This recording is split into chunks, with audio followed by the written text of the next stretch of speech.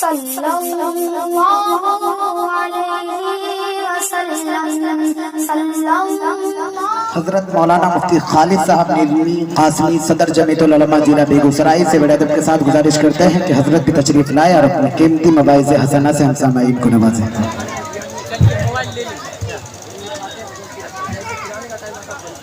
بسم الله الرحمن الرحيم الحمد لله رب العالمين والصلاة والسلام على سيدنا محمد خاتم النبيين وعلى آله وصحبه أجمعين ومن تبعهم بإحسان إلى يوم الدين.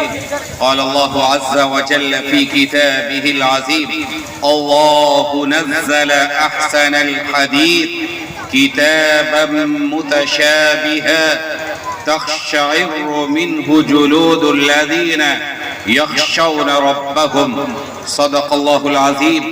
وعن عثمان رضي الله تعالى عنه قال: قال النبي صلى الله عليه وسلم: خيركم من تعلم القرآن وعلمه.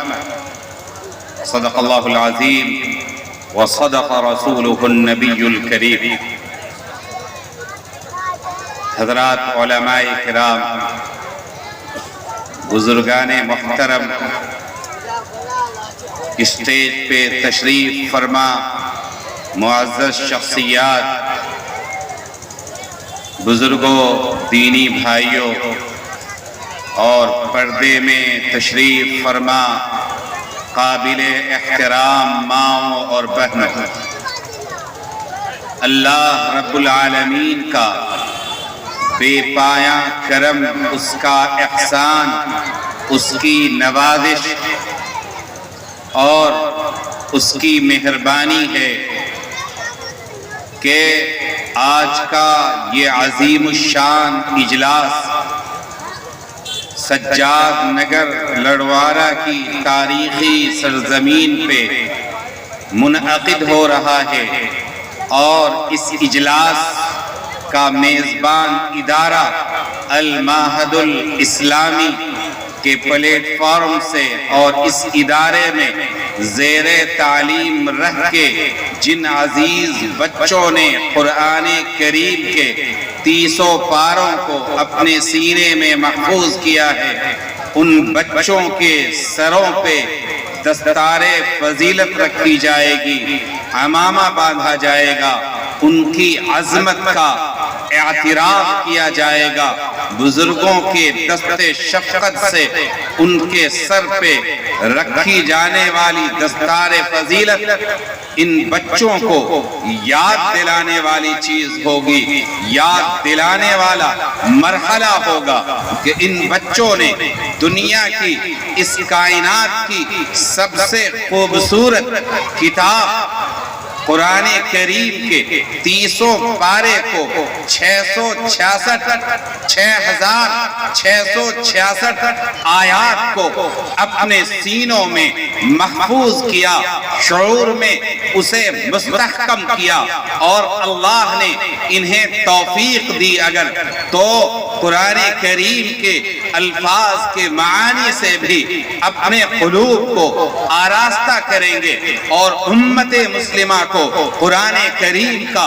پیغام سنائیں گے، پوری دنیا کو آب حیات پیش کریں گے، اس لیے کہ قرآن کریم کی شان یہ ہے کہ یہ سب سے بہترین کلام ہے، سب سے خوبصورت کلام ہے۔ میں نے ابھی سورہ زمر کی وہ آیت کریمہ پڑھی جس میں اللہ رب العالمین نے ارشاد فرمایا: اللہ نزل احسن الحدیث، کہ وہ اللہ ہی ہے جس نے سب سے خوبصورت کلام کو نازل کیا۔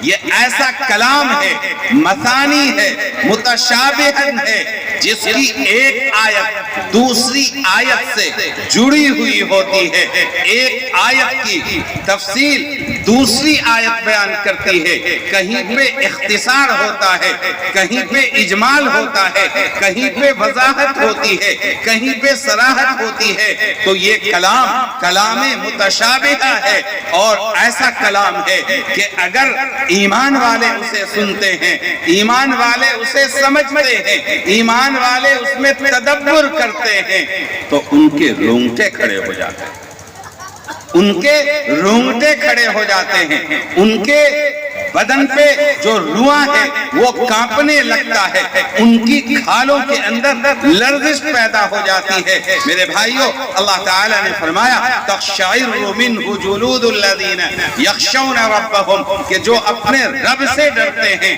ان کے جسم پہ لرزہ طاری ہو جاتا ہے، اس لیے کہ یہ عظیم رب کا کلام ہے۔ صرف کانپتے نہیں ہیں، لرزتے نہیں ہیں، بلکہ یہ کیفیت انہیں آمادہ کرتی ہے کہ وہ اللہ کی طرف متوجہ ہوں۔ ثم تلین جلودہم وقلوبہم الی ذکر اللہ، ان کے کھال، ان کے قلب، ان کی نگاہ، ان کی عقل، ان کا شعور، ان کے جسم کے تمام اعضاء اللہ کے ذکر کی طرف متوجہ ہوتے ہیں۔ بزرگوں، اس کو اور وضاحت کے ساتھ سمجھیے۔ امیر المؤمنین تیسرے خلیفہ راشد حضرت سیدنا عثمان غنی رضی اللہ تعالی عنہ، سرور کائنات مدنی آقا جناب محمد رسول اللہ صلی اللہ علیہ وسلم کا یہ ارشاد نقل کرتے ہیں کہ آقا نے ارشاد فرمایا خیرکم من تعلم القرآن وعلمہ، کہ تم میں سب سے بہتر وہ لوگ ہیں جو قرآن کریم کو سیکھتے ہیں یا سکھاتے ہیں۔ بزرگوں، آپ غور فرمائیے کہ رسول اللہ صلی اللہ علیہ وسلم کا یہ ارشاد ہمارے سر آنکھوں پر ہے کہ اس کائنات میں سب سے اچھے لوگ وہ ہیں جو قرآن پڑھنے، پڑھانے، سیکھنے، سکھانے کا کام کرتے ہیں۔ خیرکم، ایک روایت میں فرمایا گیا افضلکم، تم میں سب سے افضل وہ لوگ ہیں جو قرآن پڑھنے، پڑھانے کا، سیکھنے، سکھانے کا کام کرتے ہیں۔ میرے بھائی، کیا ہمیں اس بات پہ یقین ہے؟ اگر یقین ہے اور ہونا چاہیے، اس لیے کہ یہ بات ہمارے ایمان اور عقیدے کی بنیاد ہے کہ قرآن پڑھنے والے، پڑھانے والے، سیکھنے والے، سکھانے والے سب سے بہتر لوگ ہیں، سب سے اچھے لوگ ہیں۔ تو ہمیں اس سلسلے میں مکمل طور پہ سنجیدہ ہونا ہوگا کہ اپنے سماج کے ہر بچے کو دینی تعلیم سے، قرآن و حدیث کے تعلیم سے، قرآن کریم جو اللہ کا کلام ہے، اللہ کا فرمان ہے، اللہ کے احکامات کا مجموعہ ہے، شریعت کا منبع ہے، اس کو ہم اپنے بچوں کے لیے زندگی کا مشن بنا دیں، نصب العین بنا دیں۔ ابھی رمضان المبارک کا مقدس مہینہ ہمارے سروں پر ہے۔ اللہ رب العالمین نے فرمایا کہ شہر رمضان الذی انزل فیہ القرآن، کہ یہ رمضان کا مہینہ وہ مقدس مہینہ ہے جس میں اللہ رب العالمین نے قرآن کریم کو نازل فرمایا۔ قرآن کریم کیا ہے؟ ارشاد فرمایا ہدی للناس، پوری انسانیت کے لیے ہدایت ہے، یعنی کہ ہمارے لیے بھی، اور انسانیت جو موجودہ زمانے میں سسک رہی ہے، اس کے پاس کوئی سدھانت نہیں ہے، اصول نہیں ہے، اگر ان کے سامنے انہیں سکون چاہیے، انہیں اطمینان چاہیے، تو قرآن کریم کے سائے میں آنا پڑے گا، اس لیے کہ یہی کتاب انہیں منزل تک پہنچانے والی ہے۔ اللہ کا شکر ہے کہ یہ تاریخی بستی سجاد نگر لڑوارہ، جس کی نسبت عظیم مجاہد آزادی، بانی امارت شریعہ، بانی جمعیت علماء ہند حضرت مولانا ابو المحاسن محمد سجاد رحمت اللہ علیہ کی طرف ہے۔ انہوں نے امت کو اتحاد کا پیغام دیا، امت کو کلمہ واحدہ کی بنیاد پہ جمع ہونے کا پیغام دیا۔ انہوں نے عظیمت اور خودداری کی تعلیم دی، اور انہوں نے وہ نقوش قائم کیے کہ جس کی روشنی میں انسان سمت سفر طے کر سکتا ہے۔ یہ نام ہمیں اس بات کا احساس دلاتا ہے اور ہم سے یہ عہد لیتا ہے کہ ان کے چھوڑے ہوئے نقوش کو مستحکم کرنا ہے اور اس کی روشنی میں ہمیں سمت سفر پر بات پیش کرتا ہوں حضرت مولانا صداقت صاحب کو، ان کی پوری ٹیم کو، اس گاؤں کے ذمہ داروں کو کہ الحمدللہ مدارس کا ایک مستحکم سلسلہ یہاں جاری ہے، اور اس سے پہلے بھی کئی جلسے ہوئے جس میں بچوں نے اپنی تعلیمی رفتار کو اور تعلیمی کردار کو لوگوں کے سامنے رکھا، بہترین تلاوتیں کی، بہترین نعتیں پیش کی۔ ابھی کوئز کا پروگرام ہوا، اس میں بھی بچوں نے اپنی صلاحیتوں کا جوہر دکھایا۔ میرے بھائی، ان بچوں کی حوصلہ افزائی ہونی چاہیے، ان کی سرپرستی ہونی چاہیے، انہیں آگے بڑھانے کی کوشش ہونی چاہیے۔ میرے بھائی، مولانا صداقت صاحب کا نام میں نے صرف علامتی طور پہ لیا، سچی بات یہ ہے کہ اس پورے خانوادے کو بزرگوں کی جو توجہات حاصل رہی ہیں، حضرت فدائے ملت مولانا سید اسعد مدنی نور اللہ مرقدہ صدر جمعیت علماء ہند نے اس پورے خانوادے کی سرپرستی کی ہے، اور الحاج روح الامین صاحب جو ان کے دست گرفتہ تھے، ان کے خلیفہ تھے، ان کو آپ نے اپنی خاص صحبتوں سے، اپنے فیوز سے مالا مال کیا، جس کا نتیجہ یہ ہے کہ یہ پورا خانوادہ این خانہ ہما آفتاب است کا مصداق ہے۔ میں ڈاکٹر جاوید صاحب جو اس خانوادے کے ذمہ دار ہیں، ان کے تمام برادران، ان کے تمام رفقا اور اس بستی کے مکھیا جناب احتشام الحق انصاری صاحب اور دیگر حضرات جو اس شعور کو مستحکم کرنے میں، امت کو صحیح راہ دکھانے میں لگے ہوئے ہیں، میں ان سب کو خراج تحسین پیش کرتا ہوں اور امید کرتا ہوں کہ انشاءاللہ آپ کی توجہات اور آپ کی دلچسپی امت کو متحد کرنے پر اور امت کو فروغ دینے پر اور اس کے بچوں کو تعلیمی نہج عطا کرنے پر اور ان کی سرپرستی اور ان کی حوصلہ افزائی میں لگے گا۔ انہی کلمات کے ساتھ میں آپ سے رخصت لیتا ہوں، ایک عہد کے ساتھ کہ ہمارا مرنا، ہمارا جینا کلمہ توحید کی بنیاد پہ ہونی چاہیے۔ قرآن کریم سے رشتہ ہمارا جڑے گا تو اللہ کی دستگیری ہوگی، حالات کتنے بھی نازک آ جائیں لیکن قرآن کریم ہماری دستگیری کرے گا، اس لیے کہ یہ خداوند رب العالمین کا کلام ہے، اور شاعر کی زبانی کہ یہ ہمیشہ عزت وہی لوگ پاتے ہیں جو قرآن کریم سے جڑتے ہیں، وہ معزز تھے زمانے میں مسلمان ہو کر اور ہم خار ہوئے تاریخ قرآن ہو کر۔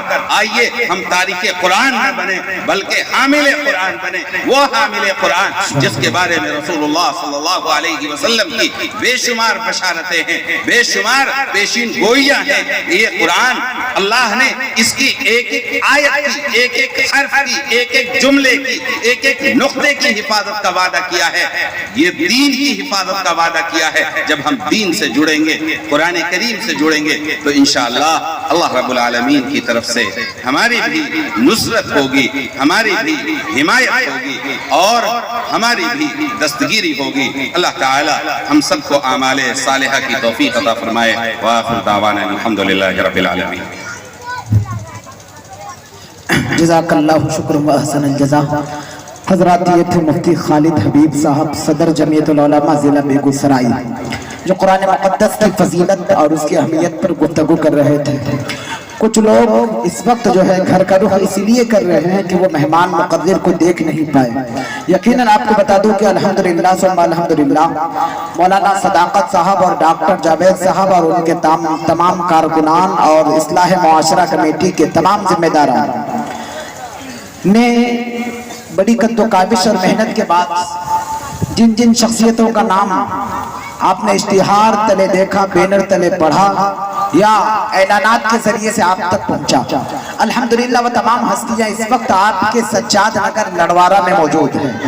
الحمدللہ اس بات کا پتہ اس وقت مجھے یہاں حضرت کی زبانی سے چلا کہ اس بہار میں تقریباً یہ کہہ دیا جائے تو شاید کہ میری زبان سے بات غلط نہ ہوگی کہ بہار کے اندر جو علم کی دریا جو آج بہتی ہے، اس میں ابو الحسن سجاد صاحب رحمت اللہ علیہ کا بہت بڑا کردار رہا ہے۔